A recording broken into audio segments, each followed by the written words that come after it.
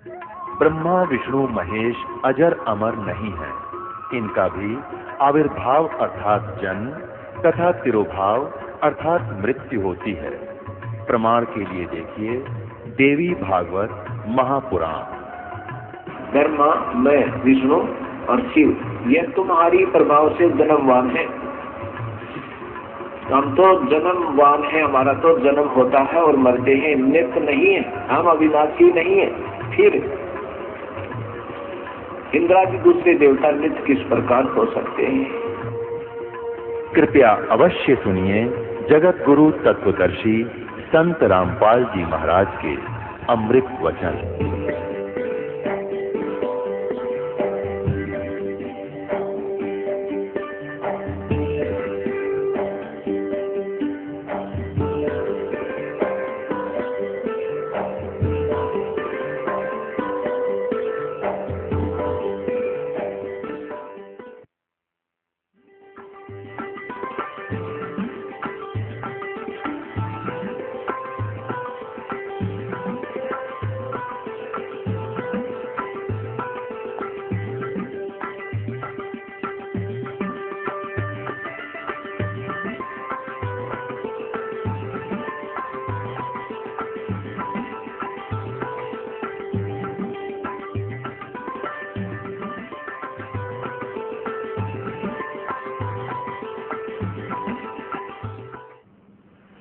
परम पिता परमात्मा पूर्ण ब्रह्म सारी सृष्टि के रचनहार कुल मालिक कबीर देव जी, कबीर साहब जी,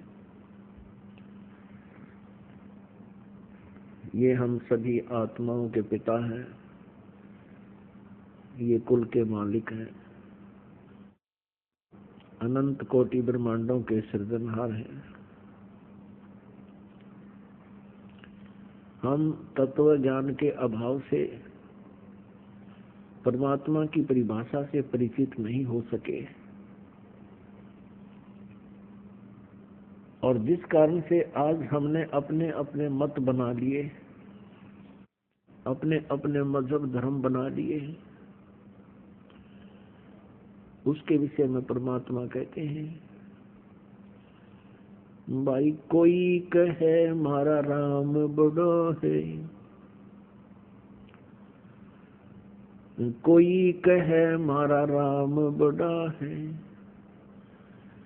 कोई कहे खुदाई रे, कोई कहे हमारा राम बड़ा है, कोई कहे खुदाई रे, कोई कहे ईसा मसीह बड़ा है, ये बाटा रहे लगाई रे, कोई कहे ईसा मसीह बड़ा है, ये बाटा रहे लगाई रे, कोई कहे हमारा राम बड़ा है। तत्व ज्ञान के अभाव से हम अपने अपने इष्ट को सुप्रीम मान रहे हैं, क्योंकि हम अपने ही सदग्रंथों से परिचित नहीं हैं। न तो पवित्र हिंदू धर्म के श्रद्धालु अपने पवित्र सदग्रंथों शास्त्रों जैसे पवित्र वेदों से, पवित्र श्रीमद् भगवत गीता से और पवित्र पुराणों से परिचित नहीं है। इसी प्रकार मुसलमान धर्म के पुण्य कर्मी प्राणी परमात्मा को ना पहचान कर पवित्र कुरान शरीफ में लिखे ज्ञान को ना समझ कर अपने ही सदग्रंथों से वंचित है। ऐसे ही पवित्र बाइबल के अंदर परमात्मा का जो विधान लिखा है, परमात्मा की जो महिमा लिखी है, उससे पवित्र ईसाई धर्म की पुण्यात्माएं अपरिचित है। और इसी प्रकार पवित्र गुरु ग्रंथ साहिब के अंदर जो परमात्मा के विषय में यथार्थ जानकारी है, उससे सिख धर्म की पुण्यात्माएं अपरिचित है। इसी कारण से हम विभाजित हो गए। कोई हिंदू बन गया, कोई मुसलमान बन गया, कोई सिख बना, कोई ईसाई बन गया। हम किस लिए विभाजित हुए? परमात्मा पाने के लिए, आत्म कल्याण करवाने के लिए। जैसे पवित्र हिंदू धर्म की साधना से वंचित रह करके पवित्र सदग्रंथों का ज्ञान न होने से फिर सोचा कि शायद ईसाई धर्म से कुछ मिल जाए। बहुत से पुण्यकर्मी प्राणी ईसाई धर्म को भी स्वीकार कर चुके हैं। ईसाई धर्म से भी कुछ ना मिला तो फिर मुसलमान धर्म को भी अपना लिया। मुसलमान धर्म से भी जब नहीं संतुष्टि हुई तो सिख धर्म को भी अपनाया। हम ऐसे ही बढ़ते चले गए। हम लेकिन रहे वहीं के वहीं जहां से स्टार्ट हुए थे। कारण क्या रहा कि हम अपने सदग्रंथों को समझ नहीं सके। उदाहरण के लिए एक एग्जाम्पल आपको दिखाते हैं, प्रत्यक्ष प्रमाणित करते हैं। आज सत्संग के अंदर आप सुबह सुन रहे थे कि परमात्मा को कोई तो निराकार बताता है,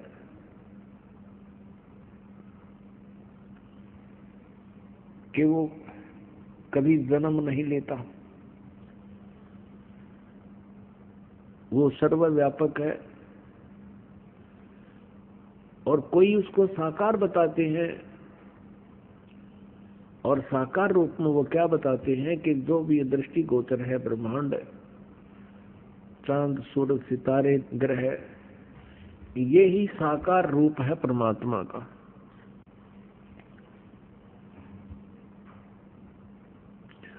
और इसी कारण से हम आज तक यही सिद्धांत बनाकर अपनी साधनाएं करते रहे। हम साकार मूर्ति रखते थे, भगवान विष्णु जी की पूजा करते थे। फिर भी कोई पूछता था, क्या आपको कुछ दिखाई देता है? क्या आप साधना करते हो? आपने भगवान देखा है? कैसा है परमात्मा? तो हम कहते थे वो तो निराकार है, दिखाई थोड़ा ही देता है। परमात्मा का केवल प्रकाश देखा जा सकता है। जैसा हमने सुना सुनाया ये लोक वेद था। अपने आत्माओं सामने विष्णु जी को हम भगवान भी मानते थे, और फिर हम भगवान को निराकार भी कहते थे। तो हमारा बालकों वाला ज्ञान था, और यही स्थिति प्रत्येक धर्म के व्यक्तियों की है।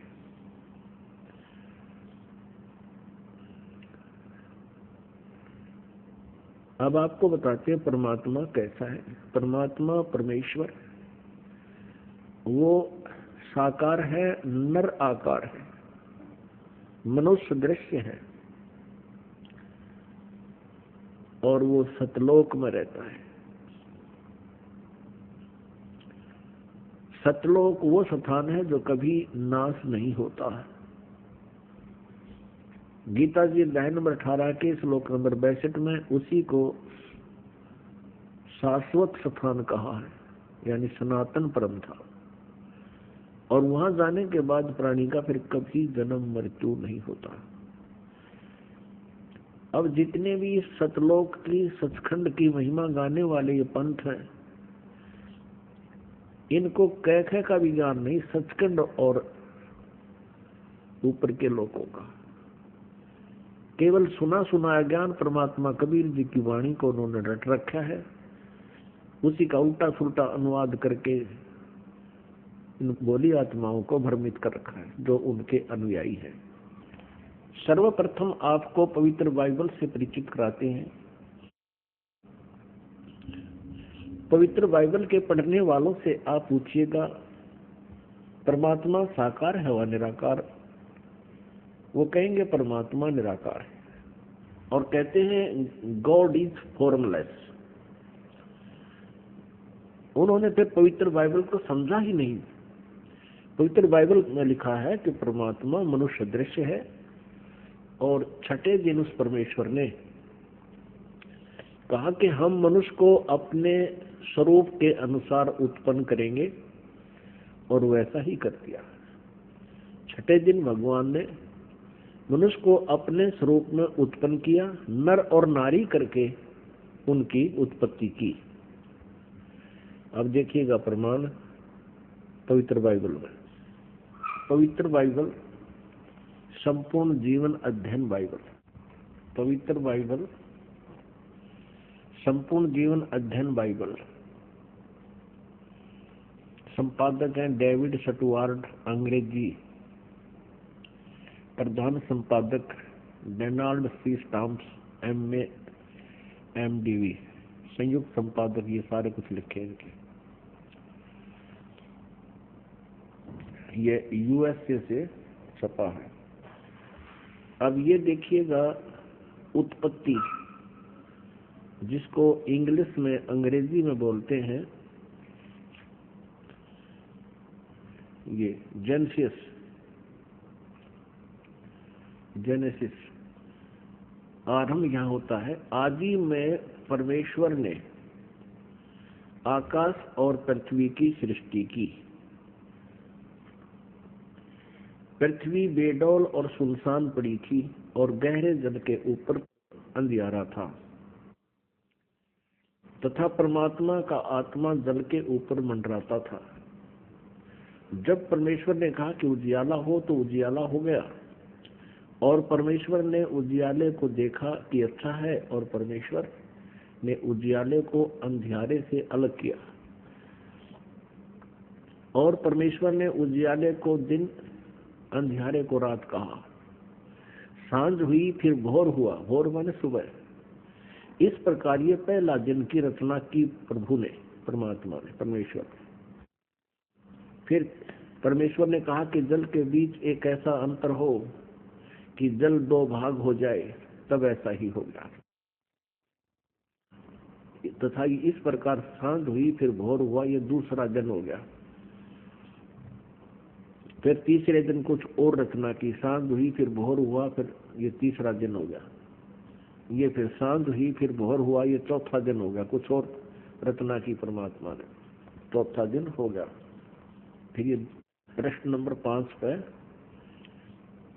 तथा फिर और बहुत सी रचनाएं की परमेश्वर ने, तो सांझ हुई, फिर भोर हुआ। इस प्रकार ये 5वां दिन हो गया। अब हम छठा दिन पढ़ेंगे।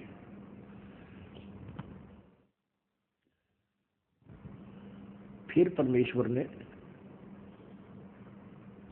कहा कि हम मनुष्य को अपने स्वरूप के अनुसार अपनी समानता में बनाएं, और वे समुद्र की मछलियों और आकाश के पक्षियों और घरेलू पशुओं और सारी पृथ्वी पर और सब रेंगने वाले जंतुओं पर, जो पृथ्वी पर रेंगते हैं, अधिकार रखें, यानी उनसे बुद्धिमान हो।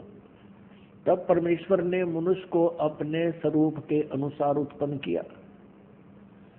अपने ही स्वरूप के अनुसार परमेश्वर ने उसको उत्पन्न किया।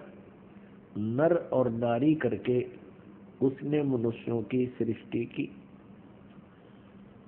पुण्यात्माओं, फिर पढ़ लो।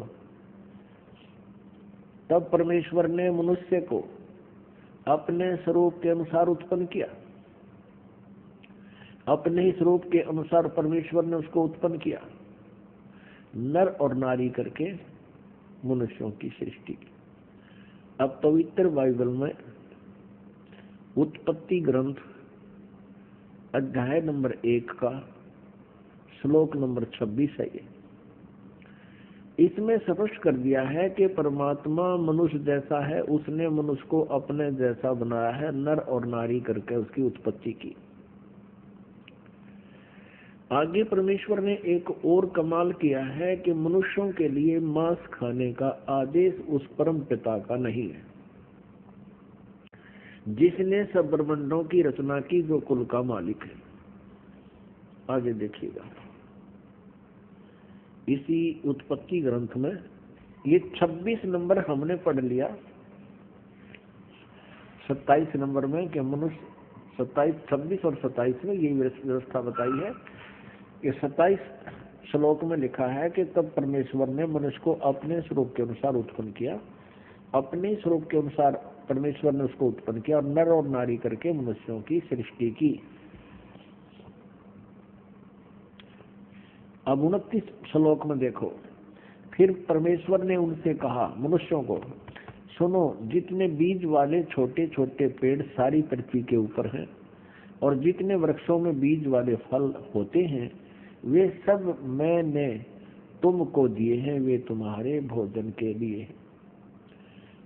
अब पूर्ण परमात्मा का कोई आदेश नहीं है मांस आहार करने का किसी भी मनुष्य को। और ये कितना बुरी तरह खाते हैं ये ईसाई लोग। तब सांझ हुई, फिर भोर हुआ, इस प्रकार छठवां दिन हो गया। ये और बहुत सी रचनाएं की इसके बाद। अब सातवां दिन देखो,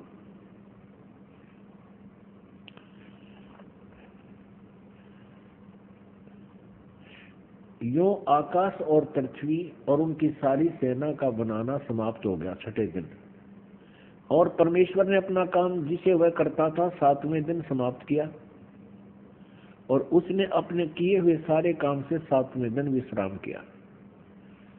और परमेश्वर ने सातवें दिन को आशीष दिया, उसे पवित्र ठहराया, सृष्टि के सारी रचना के काम से विश्राम लिया। अब पवित्र बाइबल से बहुत सी रहस्य जो है सामने आएंगे। इसमें ये भी आपके समक्ष आएगा कि ये तीनों देवता श्री ब्रह्मा, श्री विष्णु, श्री शिव जी पूरे ब्रह्मांड के संचालक हैं। और पवित्र ईसाई धर्म के इतिहास में भी उनका जिक्र है, भले ही उनका नाम नहीं है, नाम अन्य वो अपनी भाषा में कुछ भी लिख ले। अपने आत्मा परमात्मा ने आदम और हव्वा की उत्पत्ति की जैसा पवित्र बाइबल में लिखा है।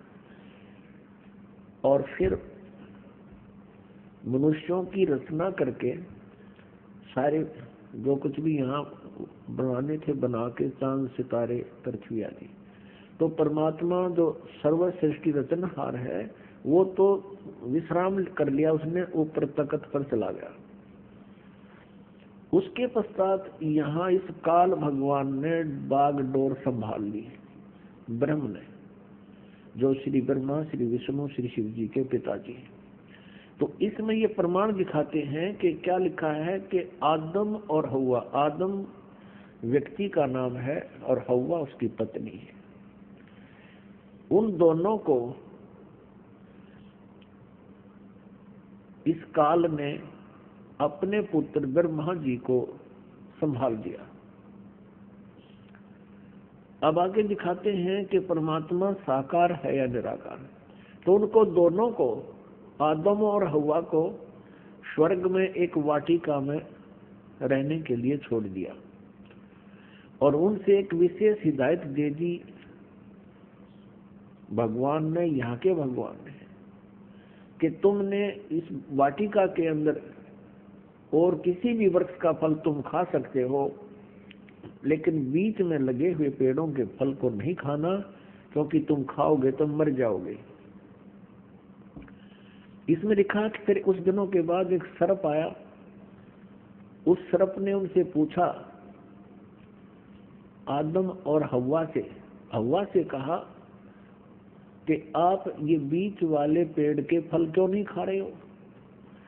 तो हव्वा ने सर्प से बताया कि हमारे को भगवान ने मना किया है और कहा कि तुम यदि बीच वाले फल खा लोगे पेड़ों के तो तुम्हारी मृत्यु हो जाएगी। तो सर्प ने कहा कि नहीं, ऐसा नहीं होगा, ये भगवान तुम्हें बहका रहा है, तुम नहीं मरोगे, बल्कि तुम्हें अच्छे और बुरे का ज्ञान हो जाएगा इसके फल खाने से। इसलिए भगवान तुम्हें धोखे में रखे हुए हैं कि कहीं तुम इस बीच वाले फल को, वृक्षों के फल को खा के अपने अस्तित्व को समझ सके, वो नहीं चाहता। अब हव्वा ने उस बीच वाले वृक्ष के फल को तोड़ा, आप भी खाया, अपने पति से भी खिला दिया। उस समय वो दोनों नंगे थे और उनकी ऐसी बुद्धि थी कि उनको शर्म नहीं आ रही थी एक दूसरे से। उस फल के खाने से उनको एहसास हुआ कि हमने ऐसे नहीं रहना चाहिए। तो उन्होंने अंजीर के पत्ते होते हैं बड़े बड़े, उन पत्तों को तोड़ा और अपने पर्दे पर बांध लिया। लिखा है इसमें पवित्र बाइबल में कि शाम के समय भगवान आया वाटिका में टहलने के लिए और उसने आवाज लगाया कि आदम और हव्वा तुम कहाँ हो।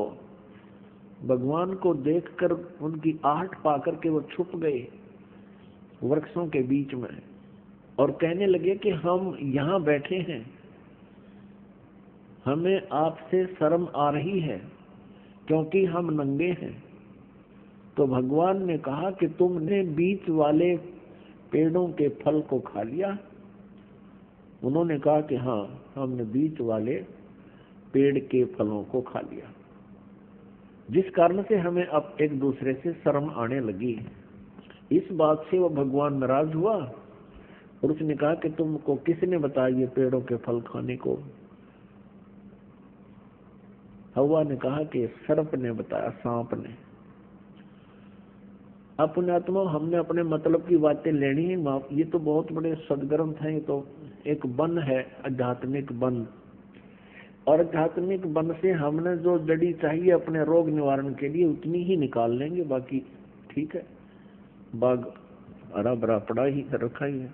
आपको ये और दिखाते हैं कि भगवान वाटिका में टहल रहा था, और ये भी दिखाते हैं पवित्र बाइबल में कि उसने कहा कि अब इस बीच वाले फल के पेड़ के फल को खाने से ये इंसान बुद्धिमान हो गया है, और कहीं ऐसा ना हो कि जीवन के वृक्ष वाले फल को भी ना खा ले और फिर ये अमर हो जाए। इसलिए उसको वाटिका से निकाल दिया उनको, और उनके चमड़े के कपड़े बनवाए भगवान ने। तो भगवान निराकार की तरह गया। कहाँ से हुआ निराकार, ये कहाँ से लाए ये थ्योरी, ये सिद्धांत, ये देखिएगा। ये हम पढ़ रहे हैं पवित्र बाइबल, और जेनेसिस 3 यानी 3 अध्याय, मनुष्य का पतन, पृष्ठ नंबर 9 पे। यहोवा परमेश्वर ने जितने बनेले पशु बनाए थे उन सब में सर्प दुष्ट था। उसने स्त्री से कहा, क्या सच है कि परमेश्वर ने कहा है तुम इस वाटिका के किसी वृक्ष का फल न खाना? स्त्री ने सर्प से कहा, इस वाटिका के वृक्षों के फल हम खा सकते हैं, पर जो वृक्ष वाटिका के बीच में है इसके फल के विषय में परमेश्वर ने कहा है कि न तो तुम उसको खाना और न उसको छूना, नहीं तो मर जाओगे। तब सर्प ने स्त्री से कहा, तुम निश्चय न मरोगे, वरन परमेश्वर आप जानता है कि जिस दिन तुम उसका फल खाओगे उसी दिन तुम्हारी आंखें खुल जाएंगी और तुम भले बुरे का ज्ञान पाकर परमेश्वर के तुल्य हो जाओगे। अतः जब स्त्री ने देखा कि उस वृक्ष का फल खाने के लिए अच्छा है और देखने में मन भाऊ और बुद्धि देने के लिए चाहने योग्य भी है, तब उसने उसमें से तोड़कर खाया और अपने पति को भी दिया, उसने भी खाया। तब उन दोनों की आंखें खुल गई और उनको मालूम हुआ कि वे नंगे हैं, इसलिए उन्होंने अंजीर के पत्ते जोड़ तोड़कर लंगोट बना लिए। तब यहोवा परमेश्वर, जो कि दिन के ठंडे समय यानी शाम को या सुबह वाटिका में फिरता था, अब देखो, तब यहोवा परमेश्वर, यानी ये यहोवा कौन से परमेश्वर को, जो कि दिन के ठंडे समय वाटिका में फिरता था, घूमा करता था, का शब्द उनको सुनाई दिया, उसके पैरों की आवाज सुनाई दी। तब आदम और उसकी पत्नी वाटिका के वृक्षों के बीच में छुप गई। वृक्षों के बीच यहोवा परमेश्वर से छिप गए। तब यहोवा परमेश्वर ने पुकार कर आदम से पूछा, तू कहाँ है? जिस भगवान ने न्योय नहीं बेरा आदम की से, तो बताओ परमात्मा है या नहीं, ये भी शंका होगी हमें। तब यहोवा परमेश्वर ने पुकार कर आदम से पूछा, तू कहाँ है? उसने कहा, मैं तेरे शब्द बारी में सुनकर डर गया, क्योंकि मैं नंगा था इसलिए छिप गया। अब उसने कहा, किसने? यहोवा परमेश्वर ने कहा कि किसने तुझे बताया कि तू नंगा है? जिस वृक्ष का फल खाने को मैंने तुझे मना किया, क्या तूने उसका फल खा लिया? आदम ने कहा, जिस स्त्री को तूने मेरे संग रहने को दिया है उसी ने उस वर्ष का फल मुझे दिया और मैंने खाया। तब यहोवा परमेश्वर ने स्त्री से कहा कि तूने यह क्या किया है? स्त्री ने कहा कि सर्प ने मुझे बहका दिया, तब मैंने खाया। प्रश्न नंबर 10 पर आप देखेंगे, उत्पत्ति ग्रंथ अध्याय 3 और 4 आप पढ़ रहे हो, अभी 3 चल रहा है। इसमें क्या लिखा कि आदम ने अपनी पत्नी का नाम हव्वा रखा, क्योंकि जितने मनुष्य जीवित हैं उन सब की आदि माता वही है। और यहोवा परमेश्वर ने आदम और उसकी पत्नी के लिए चमड़े के अंग रखे बनाकर उन्हें पहना दिए। ये भगवान निराकार कहाँ से सारी बात करे, उनके कपड़े बुनवावे, घूमे फिरे, बोले बतलावे। फिर यहोवा परमेश्वर ने कहा कि मनुष्य भले बुरे का ज्ञान पाकर हम में से एक के समान हो गया है। अब भगवान एक से अनेक हो गए। फिर यहोवा परमेश्वर ने कहा कि मनुष्य भले बुरे का ज्ञान पाकर हम में से एक के समान हो गया है। इससे सिद्ध है ये भगवान इस सतर के एक से अधिक है। इसलिए अब ऐसा ना हो कि वह हाथ बढ़ाकर जीवन के वृक्ष का फल तोड़ के खा ले और वो सदा जीवित रहे। एक और प्रमाण दिखाते हैं इसी पवित्र बाइबल में, ये देखिएगा। ये प्रश्न नंबर 11 पर भी यही समर्थन है। ये उत्पत्ति ग्रंथ है, 4-5 अध्याय हम चल रहे हैं। अब 5वां अध्याय में भी यही स्पष्ट किया स्टार्ट में, आदम से नूह तक का इसमें जिक्र है, विवरण है। आदम की वंशावली यह है कि जब परमेश्वर ने मनुष्य की सृष्टि की तब अपने ही स्वरूप में उसको बनाया।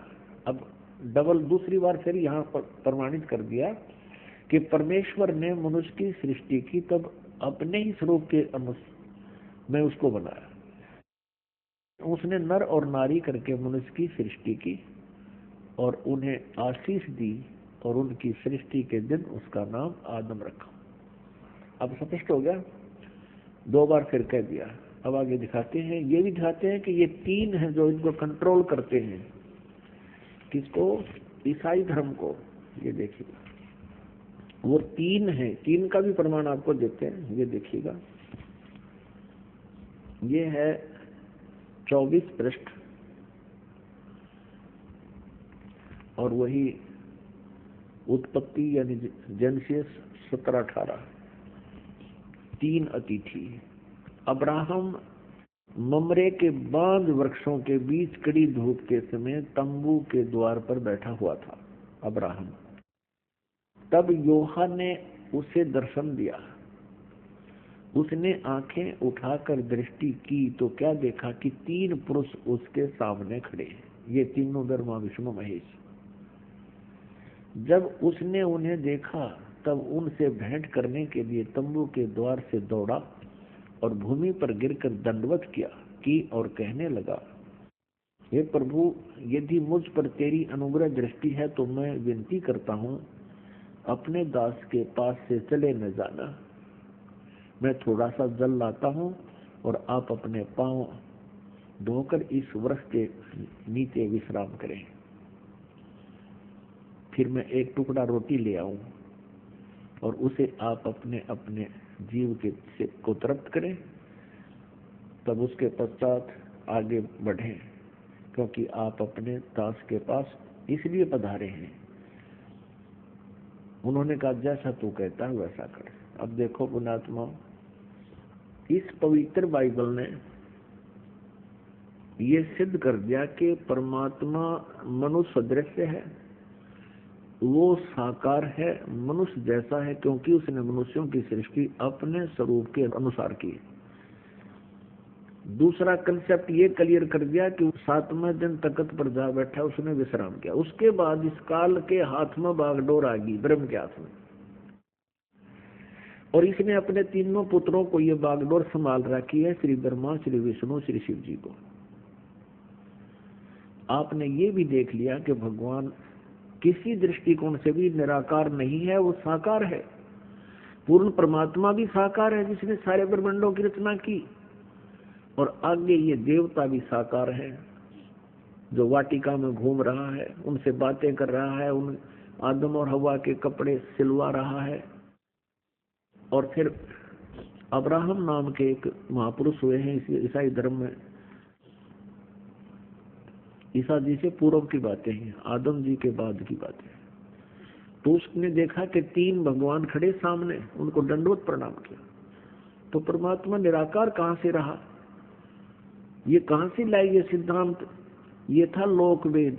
लोकवेद वो होता है जो दंत कथा होती है, जो सदग्रंथों के विपरीत होता है, उसको लोकवेद कहते हैं। अब आप जी को दिखाते हैं पवित्र कुरान शरीफ में। आप किसी भी मुसलमान धर्म के श्रद्धालु से पूछिएगा कि अल्लाह कैसा है, वो कहते अल्लाह तो बेचून है। बेचून में निराकार है। अब कबीर साहब कहते हैं खोजत खोजत था किया अंत कहा बेचून, कि जिस तरीके से ये परमात्मा को खोज रहे हैं वैसे वो मिल नहीं सकता, और खोजते खोजते थक गए तो अंत में कह दिया वो निराकार है, दिखाई देता नहीं। और उसी लोकवेद को सभी समाज में प्रवेश कर दिया।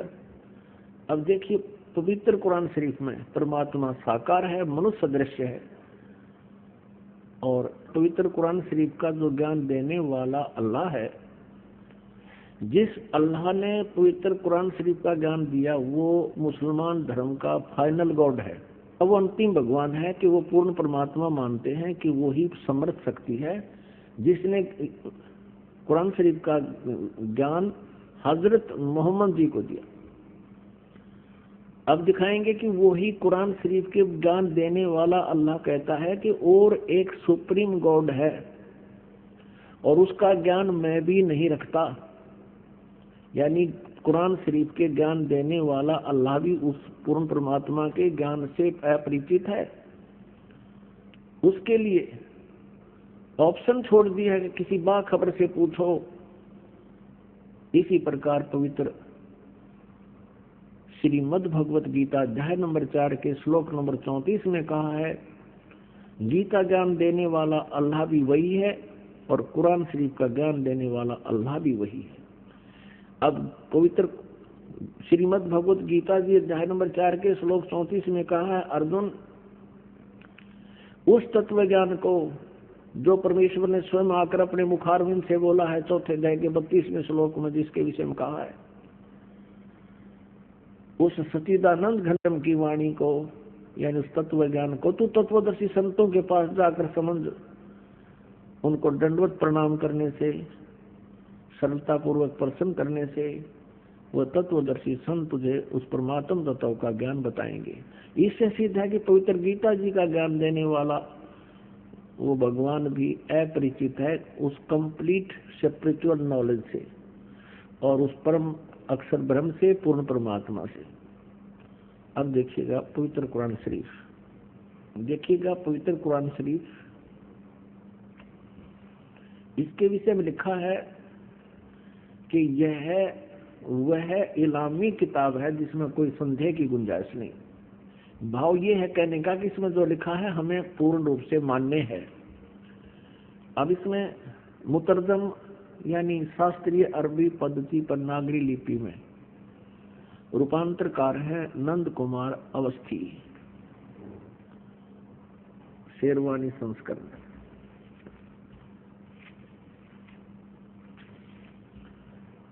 ये भी वही प्रकरण है।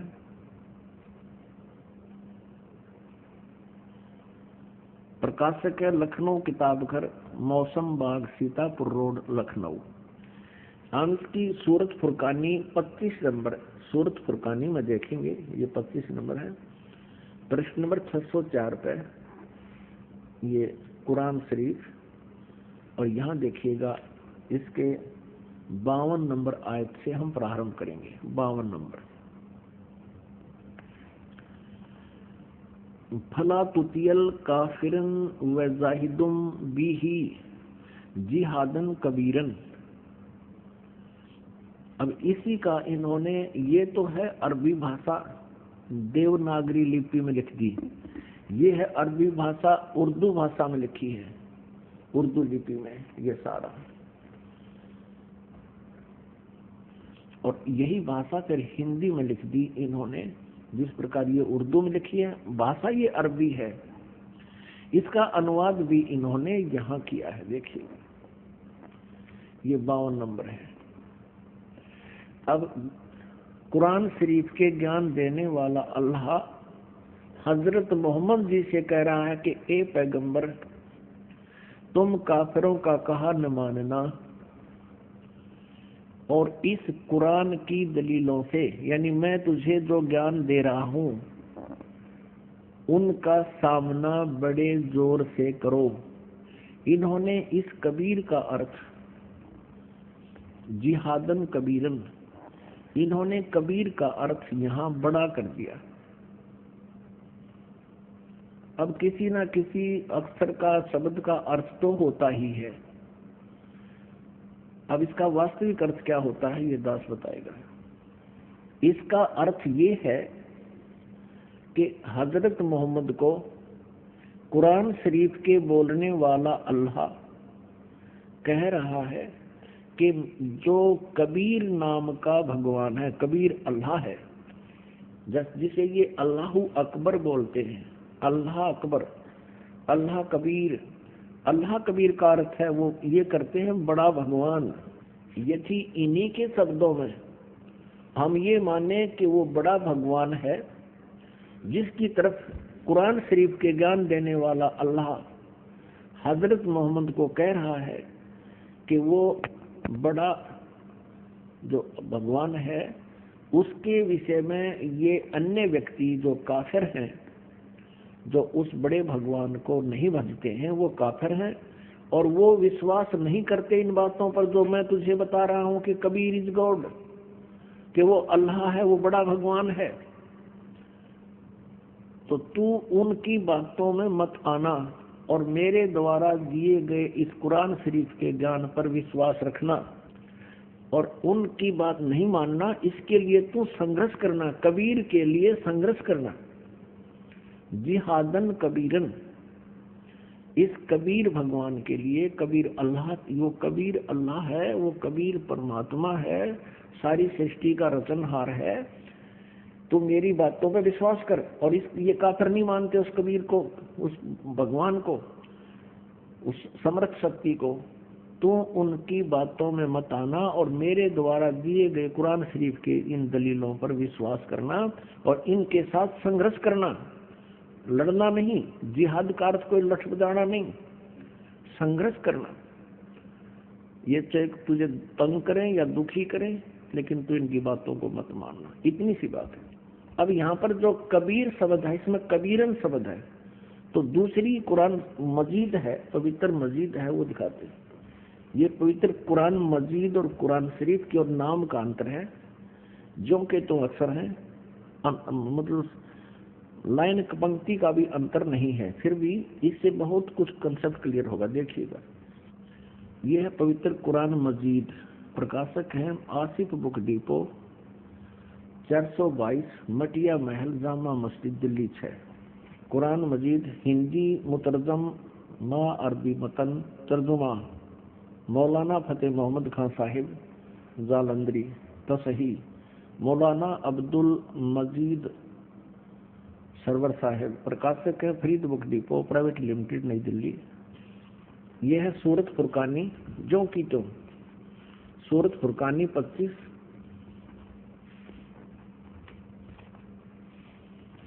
और ये कुरान मजीद पृष्ठ 576 पर, यहाँ देखिएगा। ये वही जो का तो, इसमें कोई अंतर नहीं है। ये अरबी भाषा उर्दू में लिखी है और यही अरबी भाषा हिंदी देवनागरी लिपि में लिखी है। ये 52वें आयत हमको आपको दिखाते हैं। फला तुतियल काफिरन न जाहिदम बिही जिहादन कबीरा, उसमें कबीरन लिखा है, केवल इसमें कबीरा लिखा है, तो हम उसे कबीर बोल देते हैं सीधा, कबीर। वो कबीर अल्लाह है। अब यहाँ से हम इतना ही लेंगे, अधिक नहीं। अब हम फिर पवित्र कुरान शरीफ से ही आगे बढ़ेंगे। इससे भी इतना कंसेप्ट क्लियर करना था, इसके कबीरन कहो या कबीर कहो या कबीरा कहो, अर्थ उनका एक ही है। आप देखना, ये कुरान शरीफ, हम फिर कुरान शरीफ पर आगे ये देखिएगा, ये कुरान शरीफ हम फिर देख रहे हैं किताब, ये वही है कुरान शरीफ। अब यहाँ आगे हम सूरत फुरकान 25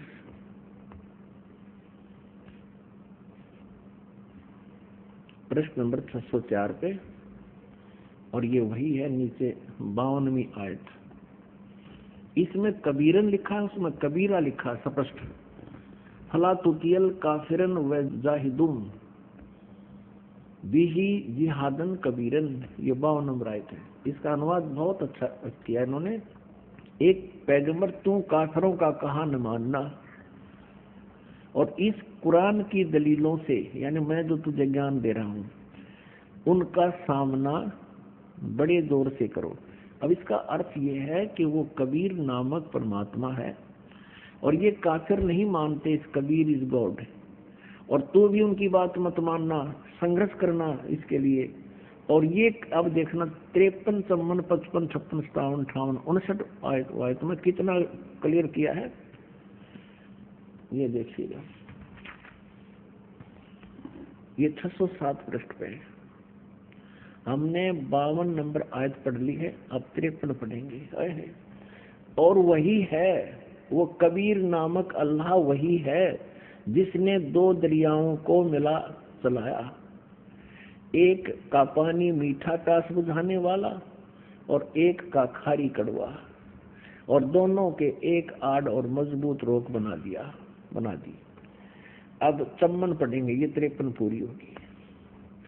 और वही है जिसने पानी की बूंद से आदमी को पैदा किया, फिर उसको साहिबे नसब यानी किसी का बेटा या बेटी, और ससुराल वाला यानी किसी का दामाद बहू बनाया। और तुम्हारा परवरदिगार, यानी देखो स्पष्ट कर रहा है, कुरान शरीफ के ज्ञान देने वाला अल्लाह हजरत मोहम्मद को कह रहा है कि वह तुम्हारा परवरदिगार हर चीज के करने में शक्तिमान है, सतगुरु जो चाहे सो कर ही, 14 कोट दूत जमडर ही। और काफिर अल्लाह के सिवा ऐसों को पूजते हैं जो न उनको नफा पहुंचा सकते हैं और न उनको नुकसान, यानी अन्य देवताओं को पूजते हैं, वो उनको ना लाभ दे सकते ना हानि दे सकते, वो काफिर है। और काफिर तो अपने परवरदिगार से पीठ दिए हुए हैं, मुंह मोड़े हैं। अब 55 पढ़ ली, अब 56। ए पैगंबर, हमने तुमको खुशखबरी सुनाने और सिर्फ अजाब से डराने के लिए भेजा है। अब 57 में, इन लोगों से कहो कि मैं तुमसे इस अल्लाह के हुक्म पर कुछ मजदूरी नहीं मांगता, हाँ जो चाहे अपने परवरदिगार तक पहुंचने की राह इख्तियार कर ले। अब 58 नंबर आयत में, ए पैगंबर, उस जिंदा चैतन्य पर, चैतन्य अर्थ कर दिया, उस जिंदा पर भरोसा रखो, क्योंकि कबीर परमेश्वर जी हजरत मोहम्मद जी को जिंदा महात्मा के रूप में मिले थे। उस जिंदा पर भरोसा रखो जो कभी मरने वाला नहीं है, वो अविनाशी है, और तारीफ के साथ उसकी पाकी यानी पवित्रता बयान करते रहो, उसकी महिमा का गुणगान करते रहो, और अपने बंदों के गुनाहों से वह काफी खबरदार है। अब देखो, इन्होंने ये 58 नंबर आयत है, यहाँ देखिएगा, इन्होंने ये खबीरा लिख दिया, खबीरा।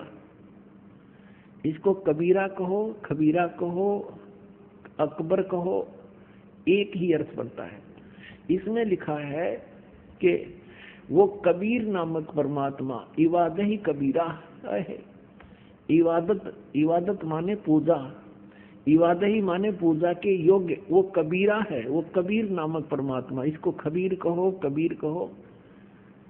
इबादत ही माने इबादत, इबादत माने पूजा, इबादत ही माने पूजा के योग्य, वो कबीर परमात्मा है। ये 58 नंबर आयत है।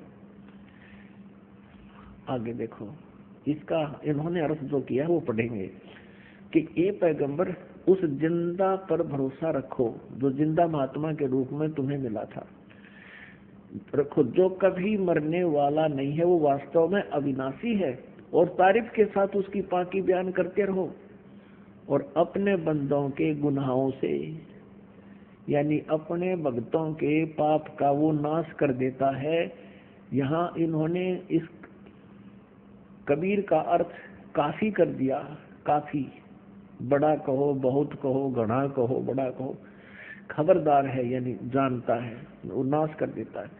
और इस 59 में 59 में तो कमाल कर दिया।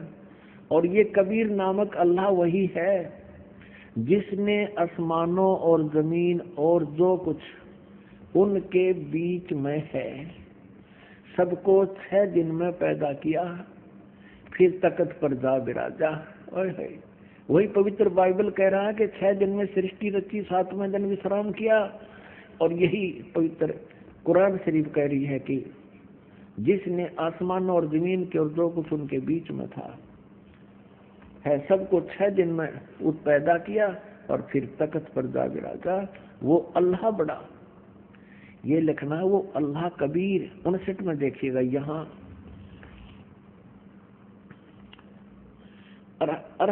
अरहमानु असल फसल भी ये खबीरन।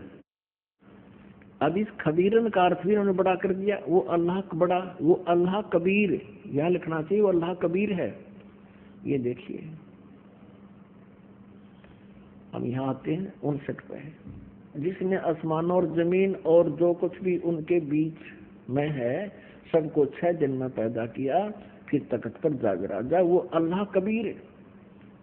अल्लाह कबीर लिखना था, वो अल्लाह कबीर है। वो इन्होंने अल्लाह बड़ा कर दिया, वो अल्लाह अकबर है। ये कहते हैं वो अल्लाह अकबर है, कबीर बड़ा है। रहमान है, दयालु है, तो उसकी खबर अब यहाँ स्पष्ट हो गया। पवित्र कुरान शरीफ के ज्ञान देने वाला अल्लाह, जो मुसलमान धर्म जिसको अपना अल्लाह मानते हैं, और पैगंबर हजरत मोहम्मद भी उसको अपना अल्लाह मानते हैं, वो कह रहे हैं कि उस कबीर नामक परमात्मा का जिसने 6 दिन में सृष्टि की, तख्त पर जा बिराजा, तो उसकी खबर किसी बाखबर तत्वदर्शी संत से, इल्म वाले से पूछ देखो। पवित्र कुरान शरीफ का ज्ञान दाता अल्लाह भी उस परमात्मा के ज्ञान से अपरिचित है। इति सिद्धम। पुण्यात्माओं, इन दोनों धर्मों के, ईसाई धर्म और मुसलमान धर्म के पवित्र सदग्रंथों ने रल मिलकर ये स्पष्ट कर दिया कि वो परमात्मा शरीर है, नर आकार है, शरीर है, और उसका नाम कबीर है, वो साकार है। तो निराकार बेचून कैसे हुआ प्रभु? ये लोक वेदता दंत कथा थी। शास्त्रों को ना समझकर मनमुखी ये ज्ञान हम प्रचलित कर चुके थे और इस पर आश्रित थे। अब हम आते हैं पवित्र हिंदू धर्म के सदग्रंथों पर। पवित्र हिंदू धर्म के सदग्रंथ माने जाते हैं पवित्र 4 वेद और पवित्र श्रीमद् भगवत गीता, पवित्र 18 पुराण। इनमें सबसे श्रेष्ठ पवित्र वेद और पवित्र गीता जी को ही माना जाता है। बाकी जो ज्ञान है पवित्र पुराणों का, ये ज्ञान रला मिला है।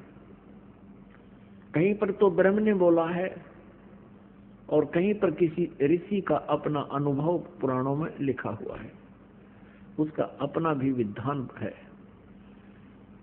तो ऐसे जो पवित्र वेदों का ज्ञान है वो पूर्ण परमात्मा ने इस ब्रह्म को दिया था, इसके अंतःकरण में फीड कर दिया। वो प्योर, वो कति प्योर है, बिल्कुल स्पष्ट ज्ञान है। श्रीमद् भगवत गीता जी के अंदर गीता ज्ञान दाता है तो वही, लेकिन इसने इसमें अपना कुछ मत अड़ा दिया है, लेकिन वेदों वाला ज्ञान भी उसमें समावेश किया है। तो हमने अपने पवित्र वेदों में देखना है कि परमात्मा कैसा है। और आज तक जितने भी ऋषि महर्षि हुए हैं सभी वो यही कहते हैं कि हम वेदों के जानकार हैं, हमने वेदों को पढ़ा है और वेदों में परमात्मा निराकार लिखा है, जबकि वेदों में परमात्मा साकार लिखा है, मनुष्य सदृश लिखा है, नर आकार लिखा है, मनुष्य के तुल्य लिखा है और उसको सहस्रीर बताया है। अब आपके समक्ष करते हैं कुछ विचार। पुण्यात्मा, अभी तक हमारे कोई ऋषि, नकली ऋषि, महर्षि, मंडलेश्वरों ने मूर्ख बना रखा था। ये केवल संस्कृत भाषा को अवश्य जानते थे और आध्यात्मिक ज्ञान से ये पूर्ण रूप से अपरिचित थे। और कारण क्या रहा कि हम मूर्ख क्यों बने रहे? क्योंकि हम संस्कृत भाषा से अपरिचित रहे। हमारे पूर्वज वो अशिक्षित थे और शिक्षा के ग्रहण करने का अधिकार केवल एक ही वर्ग को था, एक वर्ण को था, ब्राह्मण वर्ण को। अब उन्होंने जैसा भी ज्ञान समझा, वेदों को पढ़ा और उन्होंने वैसा ही अपना अनुभव साथ मिलाकर हमारे पूर्वजों को बता दिया और उन्होंने फाइनल मान लिया कि परमात्मा निराकार है। और इन ब्राह्मणों के समझ में आया नहीं, इन पंडित ऋषियों को वेद वो समझ नहीं सके। क्यों नहीं समझ के? क्योंकि उनको वो तत्वदर्शी संत नहीं मिला जो गीता जी अध्याय नंबर 4 के श्लोक नंबर 34 में जिससे ज्ञान जानने को कहा गया है कि उस परमात्मा का ज्ञान वो बता सकता है। ऐसे ही पवित्र यजुर्वेद अध्याय नंबर 40 के श्लोक नंबर 10 से लेकर 13 तक ये स्पष्ट किया है कि कोई तो परमात्मा को संभवात बोलता है, यानी जन्म लेने वाला कहता, उत्पन्न होने वाला मानता है, साकार कृष्ण और राम जैसे रूप में उदाहरण के लिए। और कोई उसको निराकार बताता है कि वो जन्म लेता ही नहीं। ये परमात्मा साकार है, निराकार, ये ज्ञान भी, ये जानकारी भी तत्वदर्शी संत बताएगा, उनसे सुनो। और फिर ये बताया है कि 10 से लेकर 13 में 11, 12, 13 में स्पष्ट किया है कि कोई तो जिसको अक्षर ज्ञान हो गया किसी एक भाषा विशेष का, तो उसको विद्वान कहने लग जाते हैं, और जिसको ज्ञान नहीं है, अक्षर ज्ञान नहीं है, उसको अविद्वान कह देते हैं। विद्वान और अविद्वान की परिभाषा भी वो तत्वदर्शी संत बताएगा, उसे सुनो।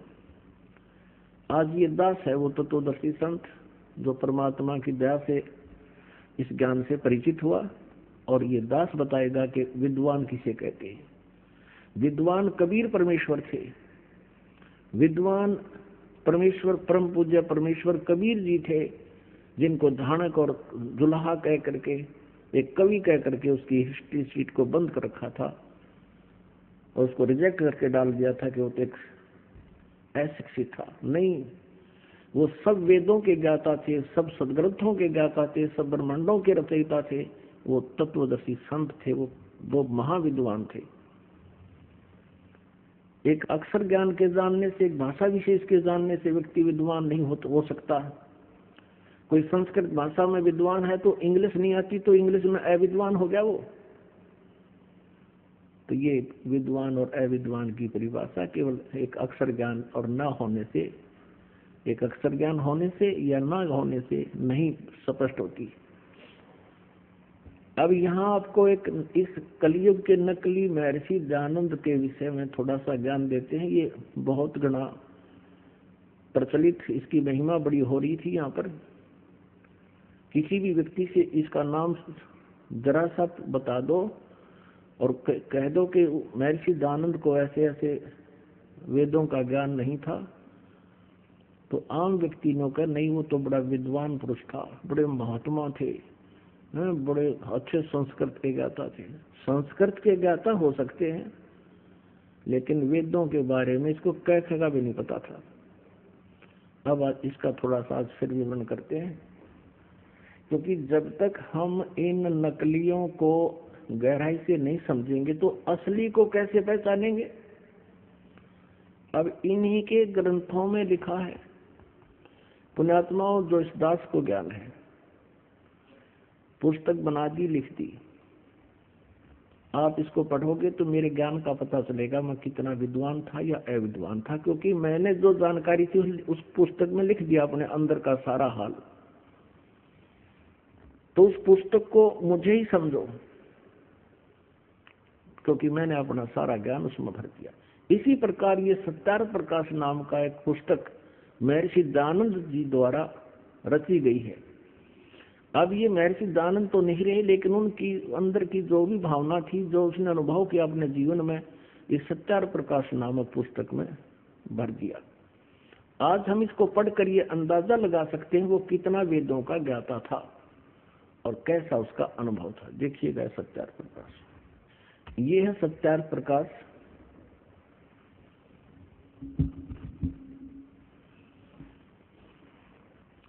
और ये है महर्षि दयानंद।